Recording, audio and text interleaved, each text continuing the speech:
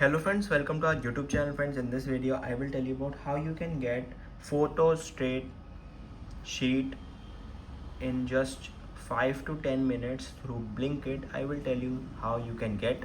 So first you have to open your Blinkit.